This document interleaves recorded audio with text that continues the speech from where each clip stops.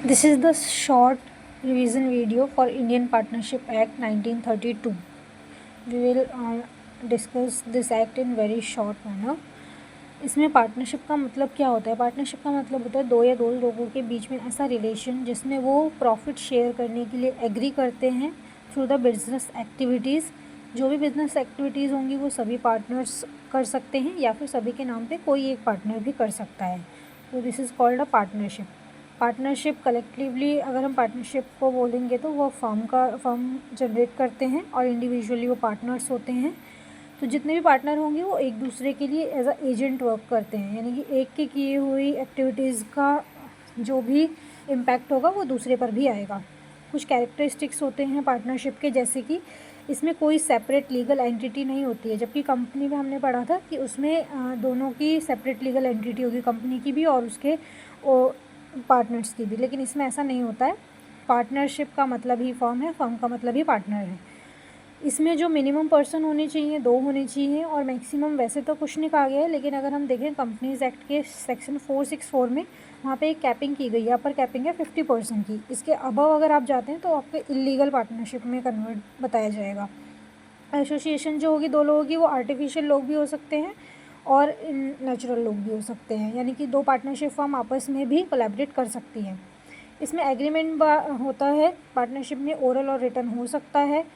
जो भी एग्रीमेंट होगा वो या तो एक्सप्रेस होगा या इम्प्लीड होगा। एक्सप्रेस मतलब कि आपने लिख दिया है कि ये चीज़ें होंगी हमारे एग्रीमेंट में, इतना प्रॉफिट शेयरिंग होगा, ऐसे आप एंट्री ले सकते हैं पार्टनरशिप में, ऐसे एग्जिट लेंगे, तो ये एक्सप्रेस हो गया। और इम्प्लाइड होता है कि मान लीजिए 3 पार्टनर थे, 3 में से एक की डेथ हो जाती है, तो नेक्स्ट डे उसका बेटा आके पार्टनरशिप के जो भी काम है उसमें वो अपना पार्टिसिपेट देने लगता है और दूसरे पार्टनर कुछ नहीं कह रहे हैं।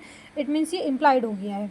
बिज़नेस एक्टिविटीज़ होनी चाहिए। बिज़नेस एक्टिविटीज़ जैसे ट्रेड्स, प्रोफेशनल, ऑक्यूपेशन। ऐसा नहीं है कि 10 दोस्त मिल के कहते हैं कि हम आगे इस मंथ में जितनी मूवीज़ रिलीज़ हो रही हैं उन सबको देखने जाएंगे, तो ये पार्टनरशिप है। ऐसा नहीं होता है। वहाँ पे बिज़नेस ट्रेड होना चाहिए। एग्रीमेंट टू शेयर प्रॉफिट होना चाहिए कि आपको जो भी प्रॉफिट होगा आप उनको शेयर करेंगे। लॉसेस को शेयर करेंगे ऐसा इसेंशियल नहीं है, लेकिन ऐसा हम मानते हैं कि जो हमारा प्रॉफिट शेयरिंग रेशियो होता है सेम रेशियो हमारा लॉस शेयरिंग का भी होता है, लेकिन प्रॉफिट शेयर होना ये इसेंशियल होता है।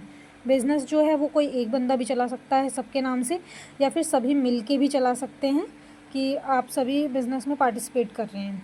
माइनर्स अगर हम ऐड करते हैं, वैसे तो माइनर्स को ऐड नहीं किया जाएगा किसी भी तरीके के एग्रीमेंट या पार्टनरशिप में, बट अगर किसी कंडीशन में लेते हैं उसे, मान लीजिए 3 पार्टनर्स में से एक की डेथ हो जाती है लेकिन उसका बेटा है या बेटी है जो कि अभी माइनर है, तो आप उससे ऐसा नहीं कर सकते ना कि एक पार्टनर ने बहुत ज़्यादा मतलब उसमें संघर्ष किया था कि आपकी पार्टनरशिप चल जाए और बाद में जब वो चली तो उसकी डेथ हो गई, तो उनको कुछ मिलना चाहिए या नहीं उनकी फैमिली को। तो इसलिए हम उसके बच्चों को उसमें ऐड कर सकते हैं, माइनर्स को भी, लेकिन उसमें कंडीशन ये होगी कि वो कोई भी लॉस बियर नहीं करेंगे, कोई भी लाइबिलिटीज़ उन पे नहीं होगी, वो सिर्फ़ और सिर्फ प्रॉफिट में अपना शेयर लेंगे।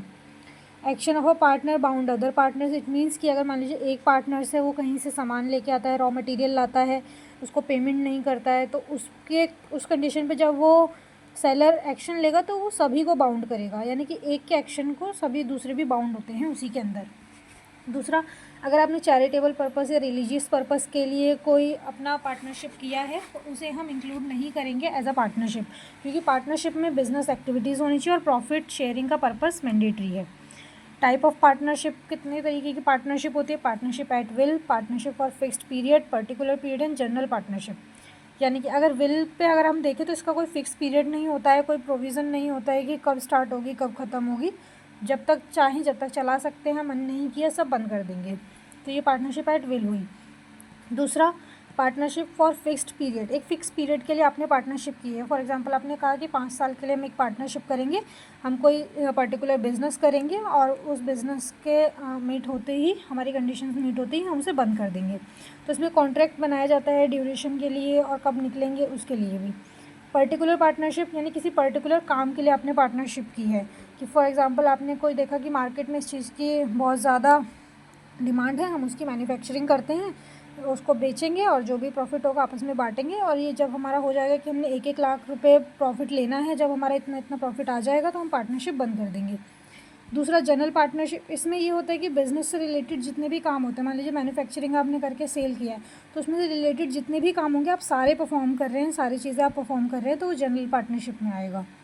ठीक है। इसके बाद एक ये होता है कि टाइप्स ऑफ पार्टनर्स कितने तरीके के होते हैं। 4 तरीके के मेन पार्टनर्स होते हैं पार्टनरशिप में। एक एक्टिव पार्टनर जो कि काम करता है, बिज़नेस में एक्टिवली पार्टिसिपेट करता है, तो उसको प्रॉफिट एंड लॉस में उसका पूरा हिस्सा मिलता है। वो थर्ड पार्टी के लिए लाइबल भी होगा। अगर वो कहीं से रॉ मटेरियल ले रहा है या कहीं सेल कर रहा है तो थर्ड पार्टी उसे पकड़ेंगे, उसको लाइबिलिटी दी जाएगी। अगर वो छोड़ के जाता है तो उसे नोटिस भी देना होगा, बिना नोटिस दिए वो नहीं छोड़ के जा सकता है, और बिज़नेस में उसका पूरा पार्टिसिपेशन होगा। दूसरा होता है स्लीपिंग पार्टनर नाम से ऐसा नहीं है कि सो रहा है, मतलब ये है कि वो पार्टनरशिप में तो है लेकिन वो एक्टिविटीज़ में इन्वॉल्व नहीं है। इट मीन्स कि उसे प्रॉफिट एंड लॉस भी मिलेंगे, लाइबिलिटी भी मिलेगी, और जब वो जाएगा तो ज़रूरी नोटिस दिया जाए। मान लीजिए 4 दोस्त थे जिनमें से एक के पास अच्छा पैसा था, कैपिटल लगा दी उसने, लेकिन उसने कहा कि भाई मुझे प्रॉफिट दे देना, बस मुझे कोई काम वाम नहीं करना है। तो वो बिज़नेस में तो कोई वर्क नहीं कर रहा है, उसे कोई जानता भी नहीं है, इसलिए तो वो नोटिस नहीं देगा, लेकिन उसकी लाइबिलिटी भी होगी और प्रॉफिट और लॉस में उसका हिस्सा भी होगा।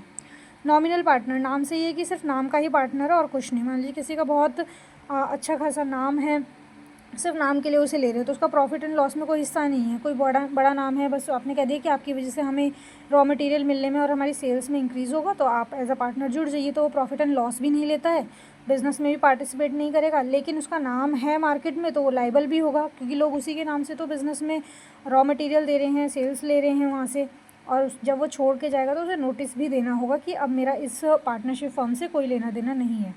लास्ट है पार्टनर्स इन प्रॉफिट ओनली, यानी कि सिर्फ प्रॉफिट के लिए आ रहा है। मान लीजिए कि किसी के पास बहुत एक्सपीरियंस है किसी स्पेसिफिक फील्ड का, और लोग चाहते हैं, जो पार्टनर्स हैं 3, वो चाहते हैं कि वो बंदा उनके साथ आ जाए।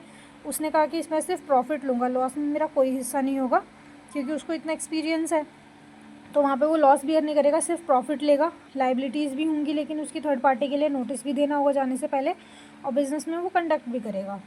एक ये होता है कि पार्टनरशिप डीड ही होती है जो पार्टनरशिप बनाने से पहले हम इसको बनाते हैं। इसमें बहुत सारी चीज़ें लिखी होती है कि पार्टनरशिप में फर्म का नाम क्या होगा, पार्टनर्स कितने होंगे, कौन कितनी कैपिटल लाएगा, profit sharing loss sharing ratio कितना होगा, एडमिशन कैसे ले सकते हैं एज अ पार्टनर, और रिटायरमेंट का क्या प्रोसीजर होगा।